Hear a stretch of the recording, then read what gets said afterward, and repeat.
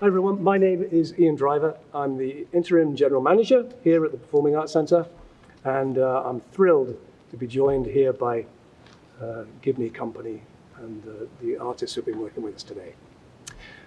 You're usually sitting in the seats that are behind the camera over there, and we miss you. We wish we could have live performances here at the moment, but just because this theatre is closed for public performances, it doesn't mean that artistic creativity isn't happening. It is happening on this very stage, even today, and about half an hour ago, there was a class taking place here. So I want to share with you the creative hub that is purchased. And I want to share with you also the role that performance plays in our lives, and particularly in our dance series, which we're so proud of. You might think that we're not showing live dance at the moment, but we have artists like the Gibney Company working on the campus, even as we speak, working with students. And on December the 10th, we are going to be live streaming their premiere performance that just happened, I think, last week at the Joyce. So congratulations on that. Thank you. I'm joined by Alex Anderson, Yes. an artistic associate, Nigel Campbell, who is the company director, Amy Miller, company director, Jie-Hung, Connie, Shiau, who is an artistic associate. So I'd like to talk a little bit about the role of creativity in the lives of the Gibney Company and this relationship to the work.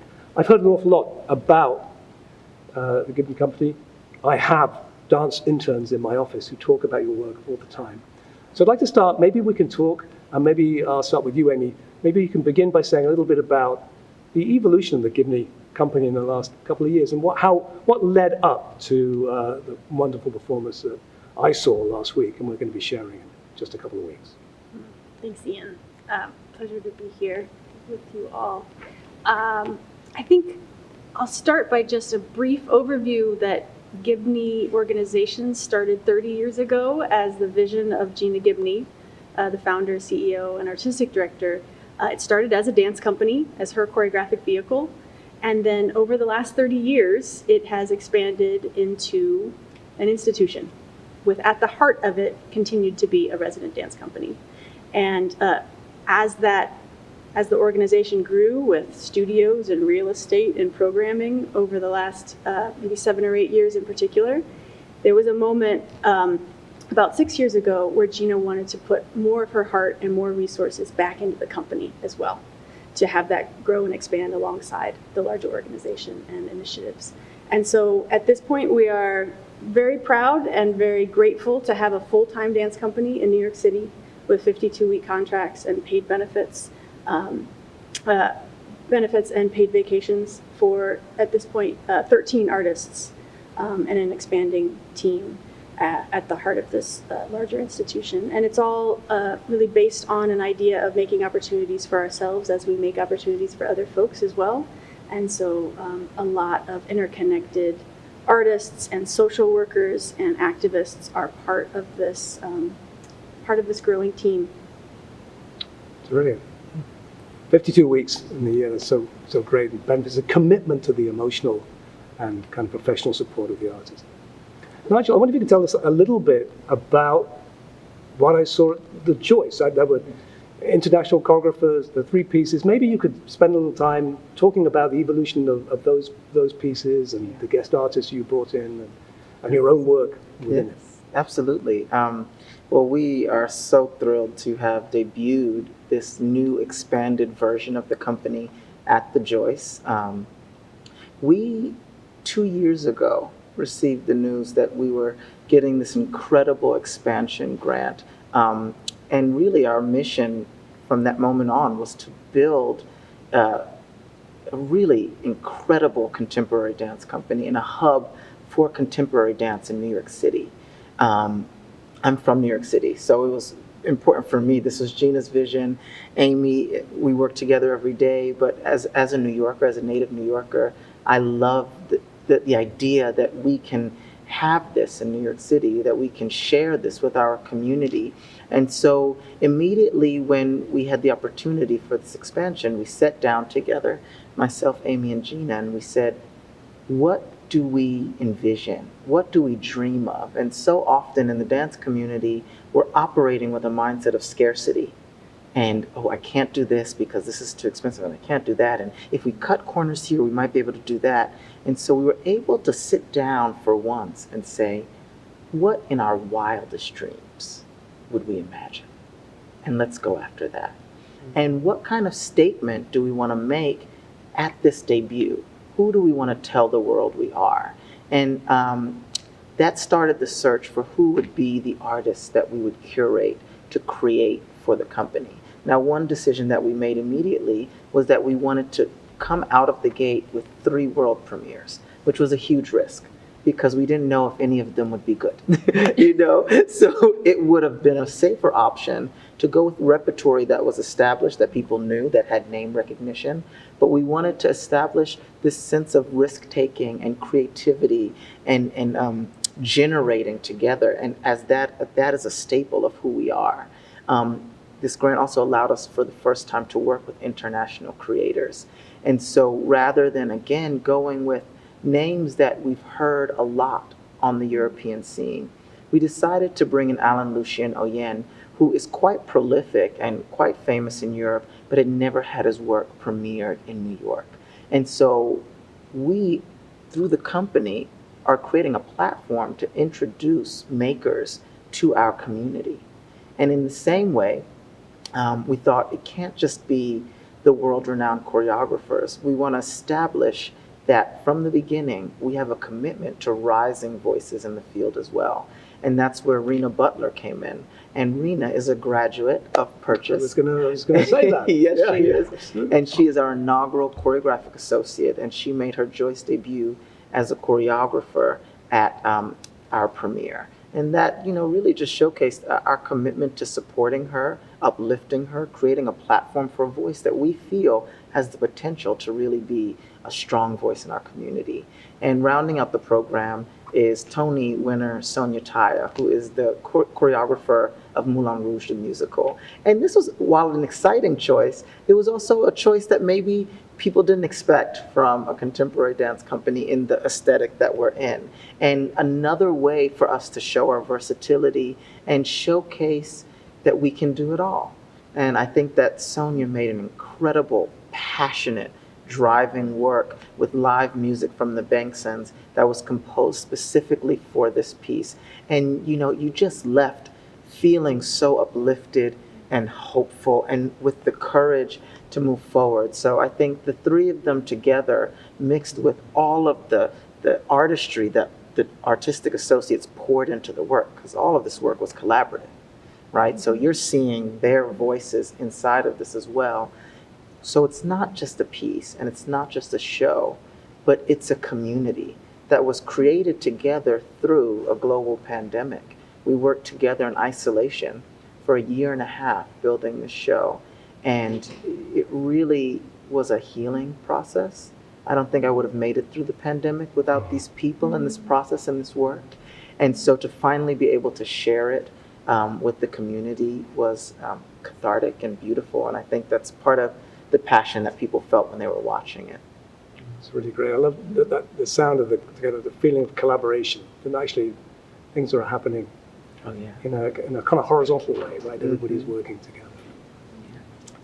Connie, I wonder, I'm interested particularly, I'm thinking about Alan's piece or also Sonia's piece that had music in it. There's dialogue or talking. And I wondered if you can, what does it feel like to approach these pieces when there's live musicians on stage or you're using speech? I wonder if you could talk a little bit about that, what that process was like and what that feels like. Yeah, it was really an incredible experience performing with musicians on stage. For Sonia's process, we didn't have the live musicians in the picture until a month ago maybe, because of pandemic and because of safety protocol we had been rehearsing with their recordings. And just even with the recordings, I could already feel the power, the passion through their voices and through their instruments. And being on stage with them, having them standing there, just seeing them as also human and just being physically there already has so much energy exchange there.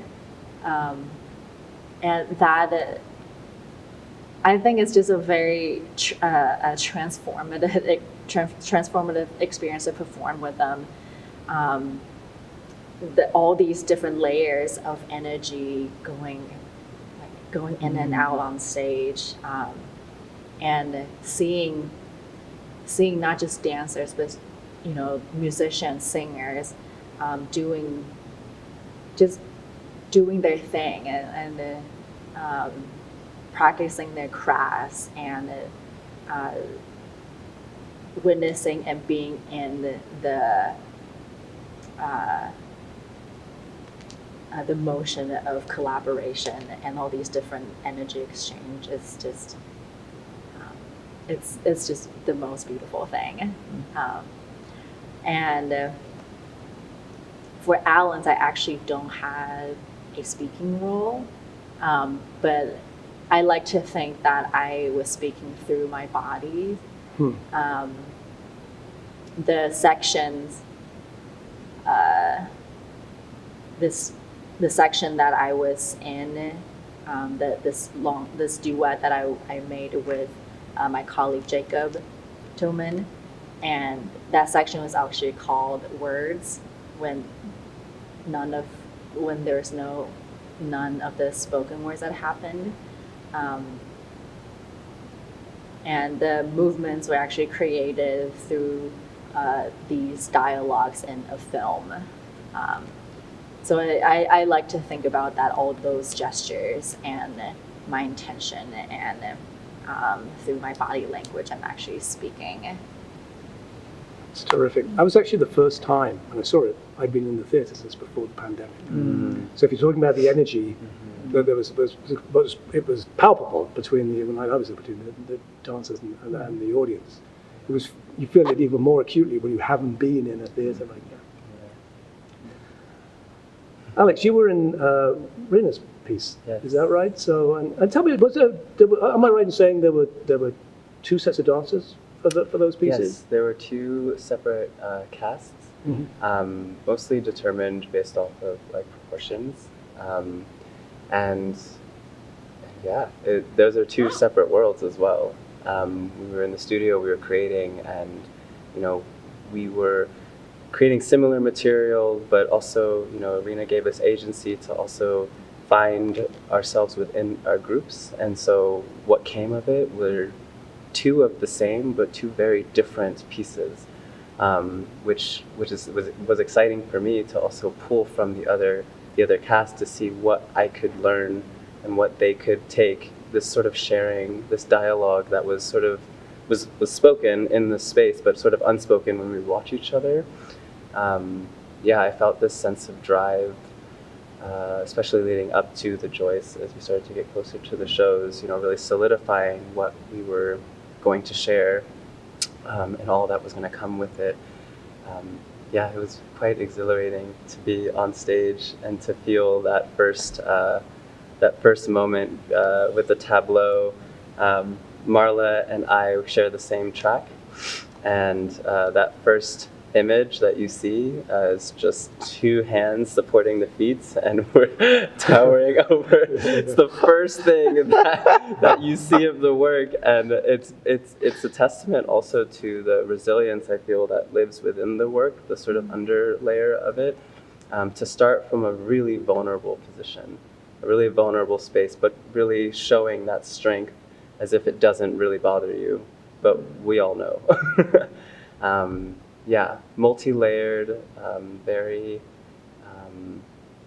integral with its approach, with its vernacular, I think there was a lot of conversations with Rena and with the cast, speaking on many different issues with many different colors and many different angles.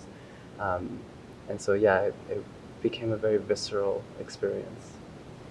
I wonder if we could talk a little bit about that vulnerability. Right?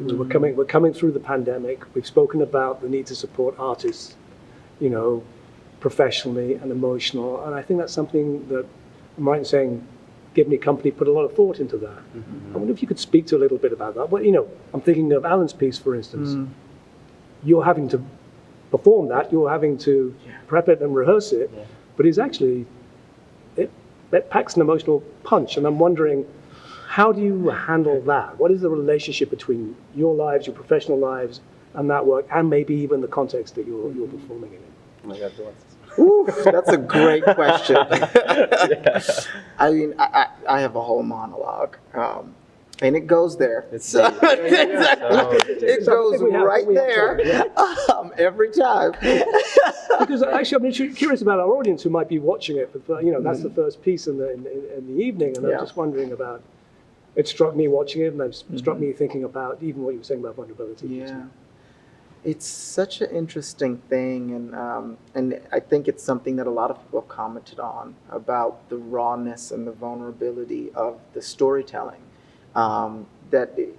Superhuman physicality, yes, but to not hide behind that, and to have the courage to show yourself is really scary.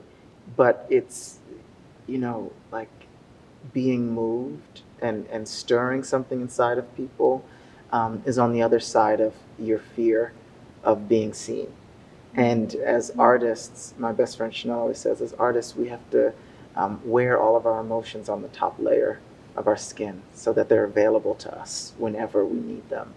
I think for me, the part that I had was really just about someone who was going through the motions day in and day out, and a kind of numbness to the mundane routine, watching TV, sitting in front of the TV, watching it over and over again. There's one line where he says, "A glimpse of your body in the mirror on your way up the stairs. Has it changed?" And, you know, coming out of a pandemic where you're quarantined for 6 months in your apartment, not dancing, and you're a 35-year-old dancer, and you're coming back into the studio where there's mirrors everywhere, and you're trying to get yourself back to the place where you were before the pandemic to go on stage and share. And then I remember the first day I read that line, it was like, okay, so we're going here.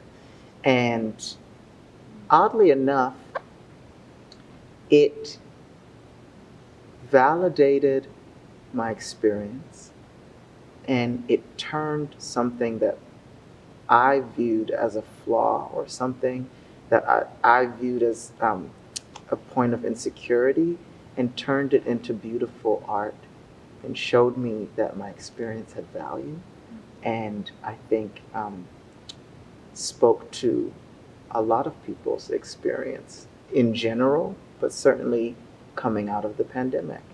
And so to have that validated on stage through art, which creates a safe space to have conversations that you maybe wouldn't otherwise have, I think is beautiful. It's something I call radical honesty, and it's something that you really generally only do on stage. I mean, think about it. You walk into a space with a room full of strangers and tell them your deepest, darkest secrets. Who does that? But through art, we have an opportunity to share those things and to validate those feelings in others. If it's up there, it must not just be me.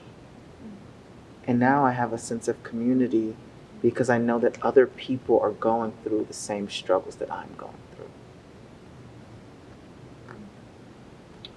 It's beautiful. I'm curious, I know it's interesting, we just walked here from the Conservatory of Dance, and actually what was going to be a 2-minute walk, I think took 20 minutes, because there were so many students you stopped to speak to, and they knew you, and you wanted to speak with them. And it really struck me that there's so much warmth, too, in those relationships. I wonder if we could talk a little bit about the relationship between performance and maybe young people, the development of young artists, or the relationship between performance and kind of community engagement, which I know is very important, I think. Mm-hmm. So maybe I'll ask Amy, we spoke a little bit about this earlier. Yeah, I think for me, and a lot of the conversations that we're having at Gibney and I'm hearing within the world, it's almost like softening the boundaries between art and activism, such that kind of no matter where we are, how are we treating ourselves and treating others, and not waiting to have a project to give back to the world, or not waiting to have a title, not waiting, but taking the millions of chances we have each day to notice what maybe a space needs and offer that, move back, move forward, ask ourselves what we need, ask other folks, and that takes time and energy and value, like making that a valuable part of an artistic process, but also a way to be with folks in our jobs and in our families and in our, I've forgotten the question, Ian. Well, I was also wondering about the relationship with community engagement and performance with Gibney. Are you seeing dancers in Purchase here that you've known before? What is the relationship between? And I'm curious about the continuum between professional artists, when they're choreographers, and when do they start? When does artistry begin? And how is it nurtured? I guess I'm curious about. You did answer the question. Very nice. Alex? Sorry. I just think it's a very strong community that we have, and the feeling that I got when we were outside speaking with the students was, like you said, very warm. It was just, again, also to what Nigel was saying about like the value of just like the community and the sorry, what's my train of thought? But just this overwhelming sense of support, knowing that someone has lived a version of your life. And since we're all dancers, we're all artists, pursuing this thing, there's that undergrounding security blanket that we have amongst ourselves and can trust that. And it feels really grounding. It feels safe, knowing that you can always have someone there for you.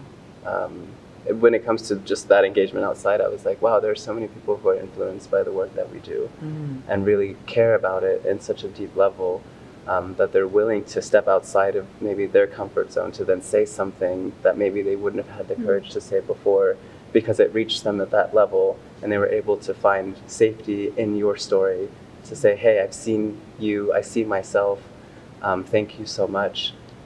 It moved me to see something I hadn't maybe realized or that I didn't even know was in myself. So. I have one last question, maybe for all of you. We can take it in turns.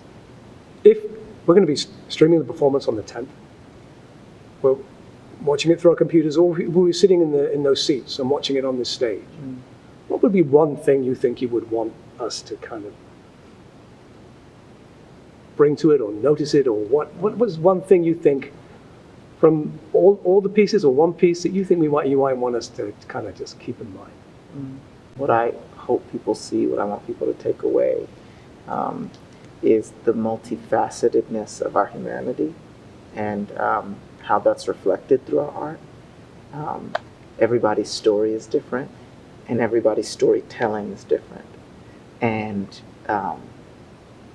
there's value in each of those stories and the way that they're told, and each of the experiences of the people in them, and being exposed to different perspectives and views of the world gives us the opportunity to gain empathy for other people and experiences that we may not have had ourselves.